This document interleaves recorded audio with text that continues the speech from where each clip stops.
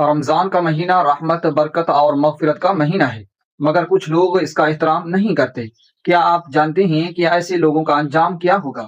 اگر نہیں تو یہ سن کر آپ کے رونگٹے کھڑے ہو جائیں گے۔ رمضان المبارک وہ مہینہ جس میں اللہ تعالیٰ نے قرآن نازل کیا، وہ مہینہ جس میں نفل کا ثواب فرض کے برابر اور فرض کا ثواب 70 گنا بڑھا دیا جاتا ہے، مگر کچھ لوگ اس مقدس مہینے کی بے حرمتی کرتے ہیں۔ یہ وہ لوگ ہیں جو بغیر کسی شرعی عذر کے روزہ چھوڑ دیتے ہیں، کھلے عام کھاتے پیتے ہیں، مسجدوں سے دور رہتے ہیں اور گناہوں میں ڈوبے رہتے ہیں۔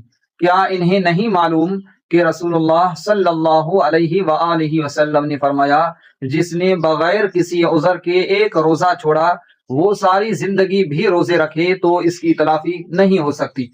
سوچو، اگر ایک روزے کی ایسی سخت سزا ہے تو ان لوگوں کا کیا ہوگا جو پورے رمضان کو نظر انداز کر دیتے ہیں۔ قیامت کے دن جب روزے داروں کو جنت میں داخل کیا جائے گا تو یہ لوگ کہاں ہوں گے؟ کیا یہ جہنم کی آگ میں نہیں جل رہے ہوں گے؟ یہ مت سمجھو کہ اللہ ہمیں دیکھ نہیں رہا۔